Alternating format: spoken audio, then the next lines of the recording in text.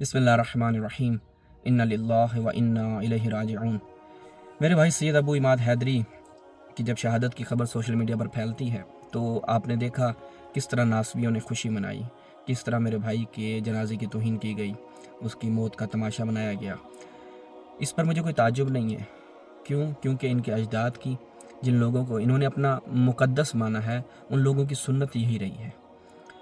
یہ مذہب ان کا باطل ہونا یہیں سے ثابت ہو جاتا ہے، یہ کبھی دلائل کے میدان میں نہیں ٹک پائے۔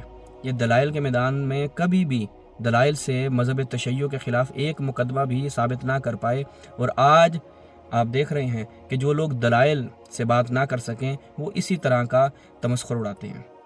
آپ دیکھیں ان کے اجداد کو، اگر آپ دیکھیں وہ خاتون کہ جس نے امیر المؤمنین کی شہادت کی جب خبر سنی تو اس نے بھی سجدہ شکر ادا کیا۔ ان کا معاویہ، اس نے بھی جب امام حسن علیہ السلام کی شہادت کی خبر سنی تو کہا کہ کیا تم اس کو مصیبت سمجھتے ہو؟ اس نے بھی اظہار مسرت کیا۔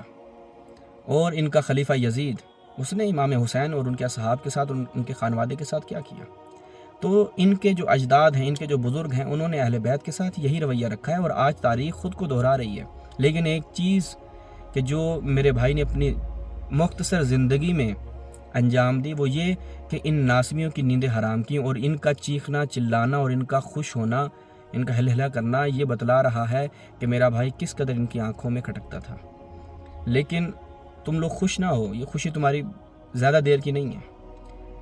جب تک میری سانسیں ہیں، زندہ ہوں، میرے بھائی کے مشن کو لے کے چلوں گا، تم لوگوں کا جینا حرام کروں گا، اور تمہارے مذہب کے بطلان کو پہلے سے بھی زیادہ محکم دلائل کے ساتھ باطل ثابت کروں گا۔ یہ خوشی تمہاری زیادہ دیر کی نہیں ہے۔